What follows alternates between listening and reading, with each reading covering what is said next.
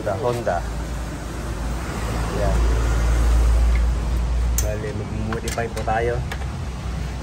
Yung condenser, lalakayan natin.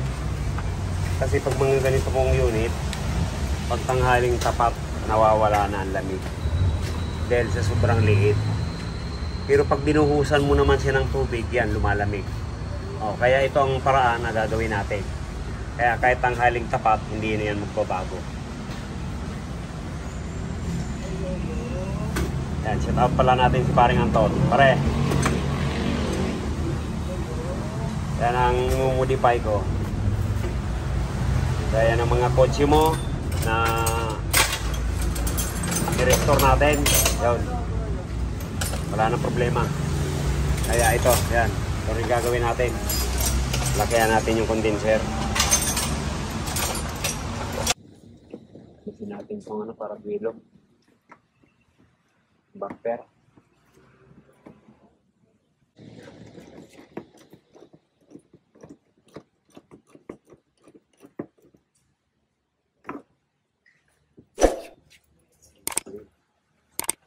Sakit na, sakit. Puro sakit.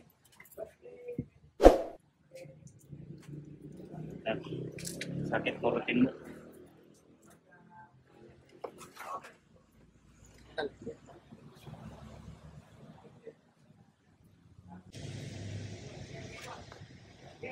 Yan natin lalagay sa kabila para yung condenser dito medyo wala nang sabit.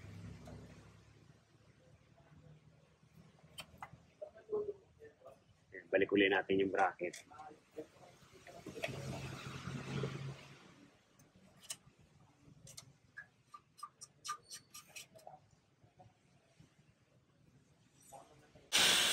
Ayan mga karakeroy.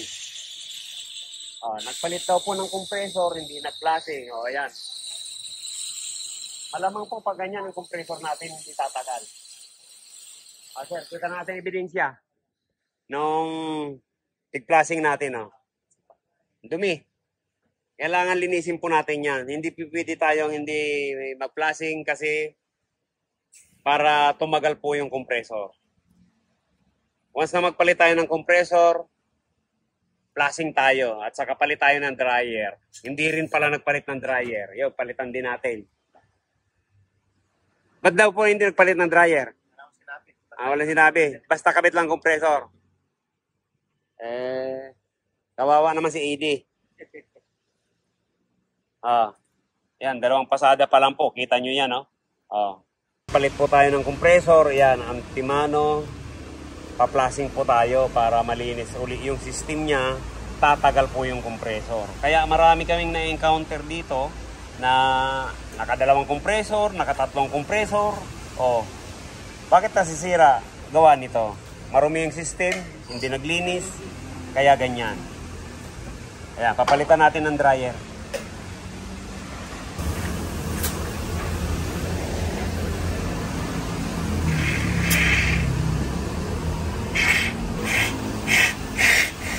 Malinaw na po.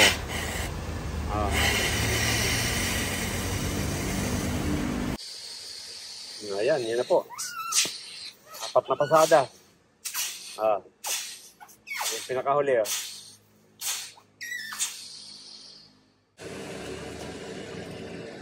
Ayan.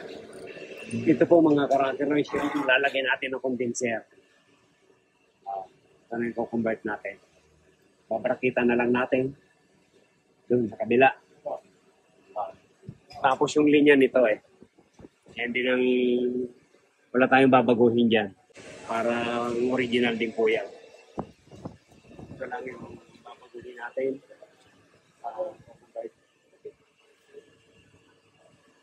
Ayan, pinabaklas ko rin po yung evaporator. Yan, dami langis.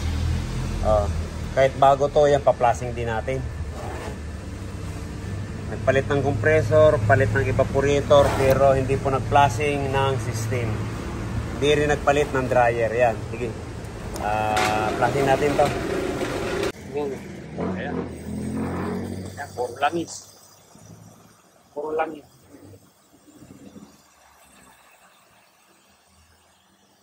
Ayan po. Parang ice cream.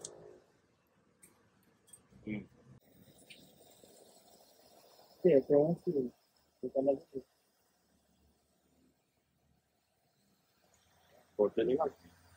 Kasi minsan iisipin mo bago. Oh. Kaya nung ma-flashing natin yung condenser, kaya sabi ko marumi. Sir, langis yan sir, langis. Okay, po yung sa condenser, ang dumi. Ito yung sa evaporator. Takin mo yan,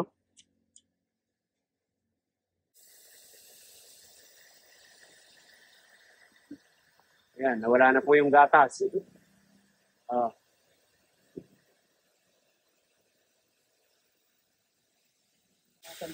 Ayan, luminaw din. Hintayin na lang yan. Ayan, ito na po lahat. Napig-flashing natin. Condenser, evaporator. Po, mga karakeroy. So, ito yung luma. Ito yung papalit natin. Bago. Sabi ko nga po, sir, pag nagpalit po tayo ng compressor, automatic magpapalit po tayo ng dryer.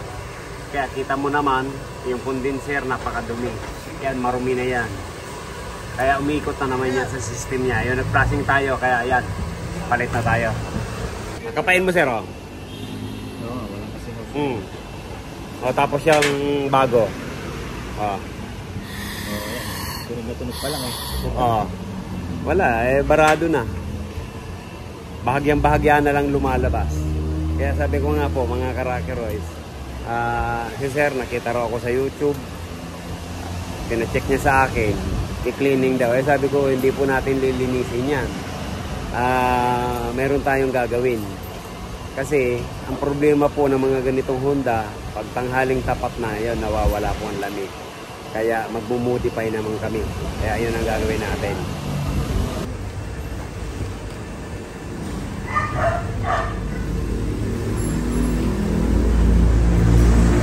Nakipagin na po yan. Para yung hangin hindi papasok sa loob. Kaya nilagyan natin ng pump.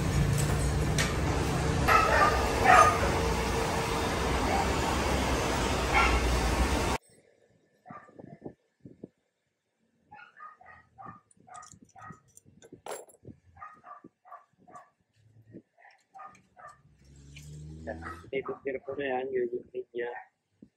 Galing sa isang condenser. Para pumunit.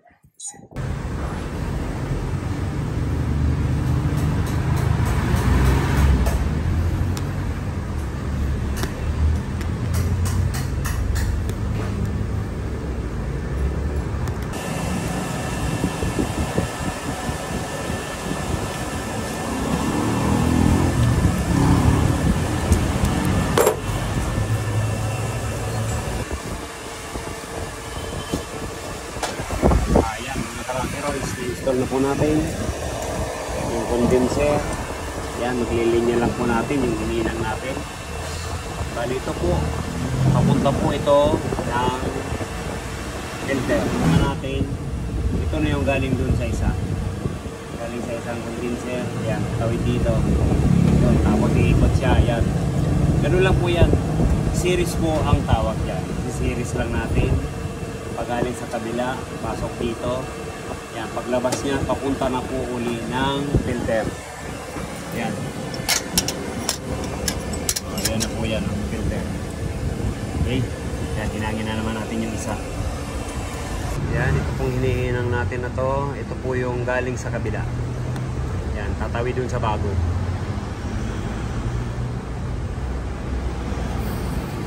Ito po yung hinihinang natin. Kakabit na natin yan.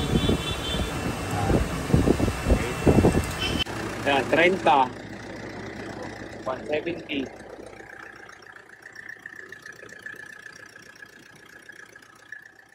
Ito po may leak din kaya palitan natin ng oil.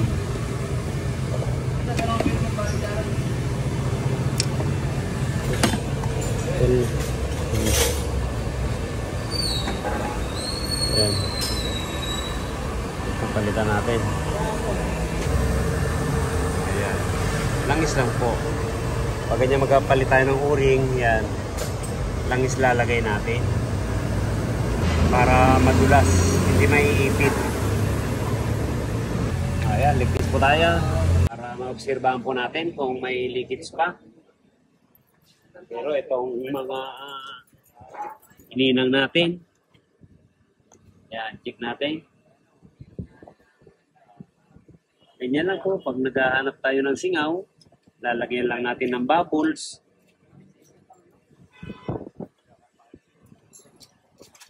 Yun. Wala naman, kaya obserbahan na lang natin yan. Habang na-obserbahan natin, yan, kakabit na natin tong relay.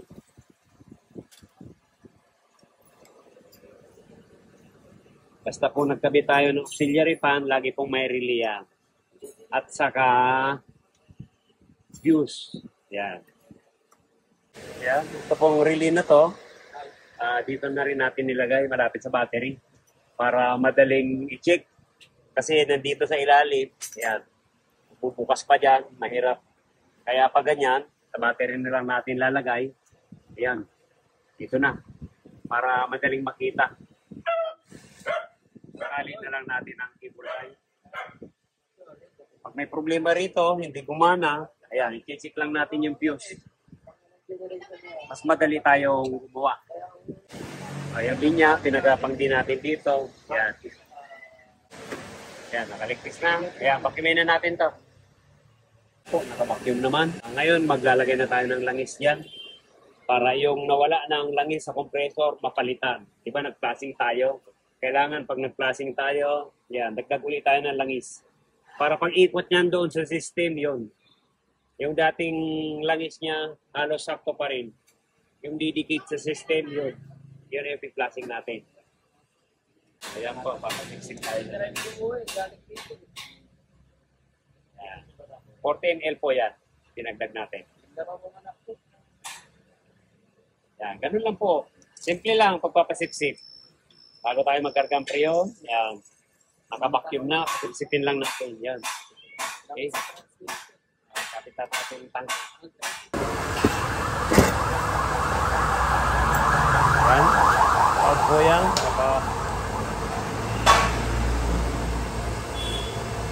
Yan. Start po.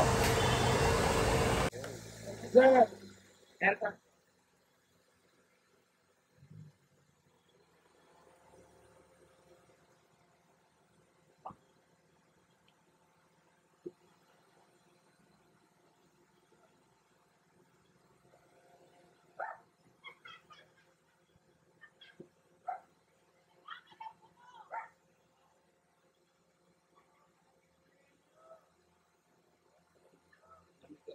Dryer. Tapos pa siya. Ayos lang yan, mga 25. 25 ang karga. Ganyan po, yan. Laban na to sa initan. Dati umabot kanina, no? 180. O, ngayon, wala pang 150.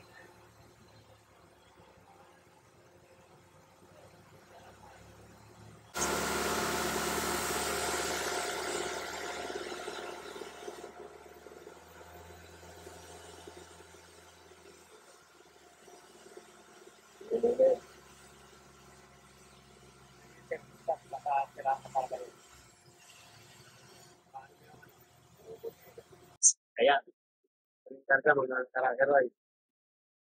31, sa low side. 140, sa high side. Yan, okay na. Parang i-check ito. Kasi ito, sa Honda, hindi natin mahahawakan ito. O, ito mga karagaroy ito.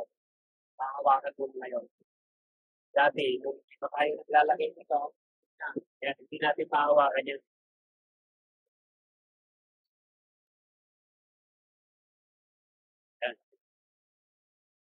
Kaya, kailangan na ito sa panghalin tapat. Tapatan natin ang lamig. Yan, check natin. Yung Honda ni Sir Al.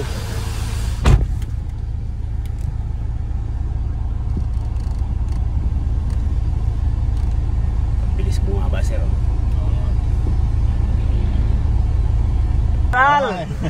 Kumusta na po aircon mo? Ayos, ayos, ayos. Ayos ba? Ayos, ayos na ayos. Ayun, nakachamba na naman si Rocky Roy. Yan, ingat na sir. Okay, okay, thank you po. Yan, ayos ang buto-buto.